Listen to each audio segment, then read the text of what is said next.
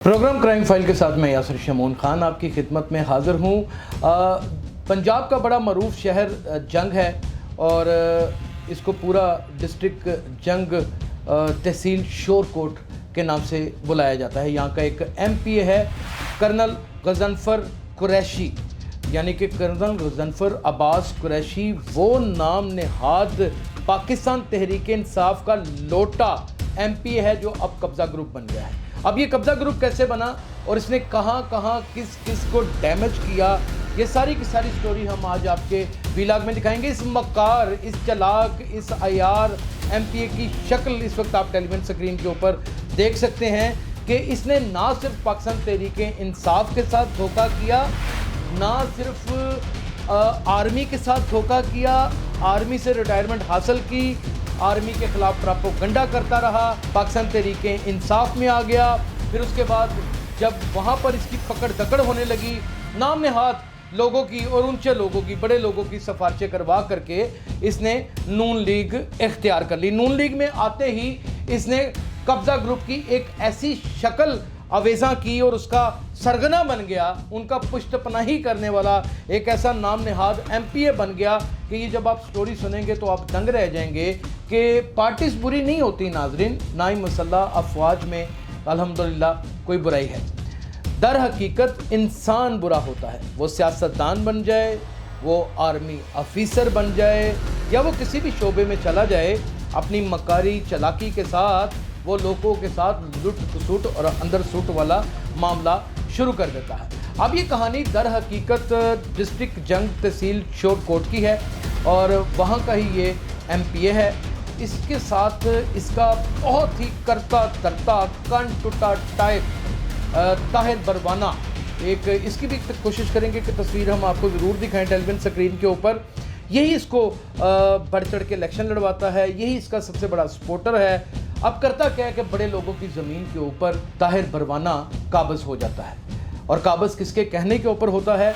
Colonel Ghazanfar Abbas Qureshi के कहने के ऊपर होता है। ये वो MPA है जिसने पाकिस्तान तहरीक इंसाफ को एक बड़ा ख़तरनाक किस्म का नुकसान पहुँचाया।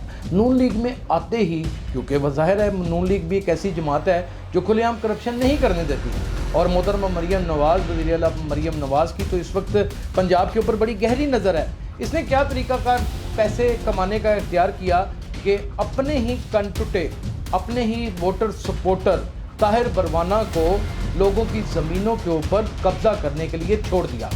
और मौज़ा ये है इलाका थाना बरेआम है, ये वहाँ का वाक़या है और ज़मीन का मौज़ा है महरम सियाल। महरम सियाल में दर हकीकत 1173 कनाल की ज़मीन है जो आला तरीन ख़ानदानी जद्दी पुश्ती रईसज़ादों की ज़मीन है और उसमें कोई दूसरी राय भी नहीं है। दीवानी मुकदमात चल रहे थे, दीवानी मुकदमात में ज़ाहिर है जिसकी ज़मीन होती है वो मुकदमात जीत जाता है, रजिस्ट्री हो जाती है और एक बार भी नहीं रजिस्ट्री होती, 3 बार रजिस्ट्री हो जाती है और 3 बार रिमांड भी इसका हासिल करने की कोशिश की जाती है, यानी कि तंग करने के ज़रिए तमाम जानिब से किए जाते हैं। लेकिन असल ज़मीन का मालिक दर हकीकत उसी का मालिक निकलता है और यही फ़ैसला लाहौर हाई कोर्ट भी देती है और यही फ़ैसला मुख्तलिफ अदालतें जहाँ पर ये मुकदमात चलते हैं वो देती रहती है।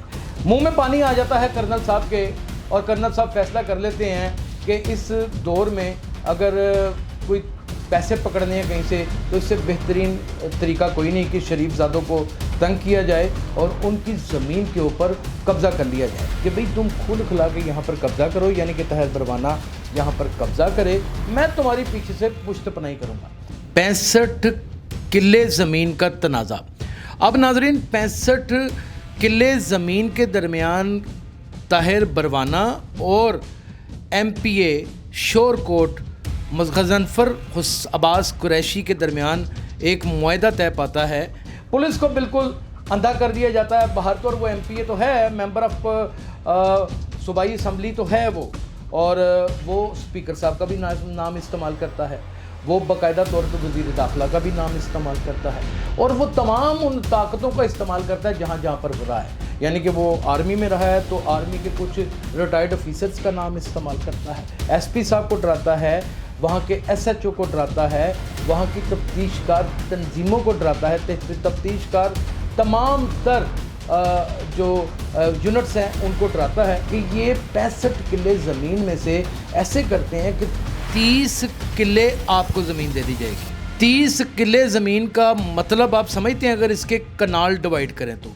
हालात इतने बदल चुके हैं कि पाकिस्तान तहरीक इंसाफ के लोटा नुमा तमाम तर MPs इस वक्त वतन अजीज पाकिस्तान की जगह जगह के ऊपर काबज हुए पड़े, मुख्तलिफ किस्म के व्यापार चलाते फिरते चले आ रहे हैं। इनका वतीरा शुरू से ही गलत था। बानी PTI ने जब पाकिस्तान तहरीक इंसाफ में बहुत सारे लोगों को शामिल किया तो उसमें वो लोग भी शामिल थे जो रिटायर्ड आर्मी ऑफिसर थे और उन्होंने आर्मी के साथ धोखा किया और आकर फिर आपके सामने एक वक्त में आर्मी के ख़िलाफ़ बाकायदा तौर के ऊपर एक मुनज़्ज़म तंजीम एक मुनज़्ज़म तहरीक चला दी और वो तहरीक चलाने में कर्नल मुज़फ़्फ़र अब्बास कुरैशी का एक बहुत ही मावन किरदार अदा किया है। इसके बहुत सारे सबूत मेरे पास मौजूद हैं, वो रोज़ाना की बिना के ऊपर मैं वीला करूँगा, रोज़ाना की बिना के ऊपर आपको दिखाऊँगा। ये ज़मीन का इतना बड़ा स्कैंडल है, इतना बड़ा स्कैंडल है कि यानी कि जिन लोगों की ज़मीन है उसके तमाम तर शवाहद मौजूद हैं, वो भी मैं अपने वीलॉग में नेक्स्ट वीलॉग में आपको दिखाऊंगा।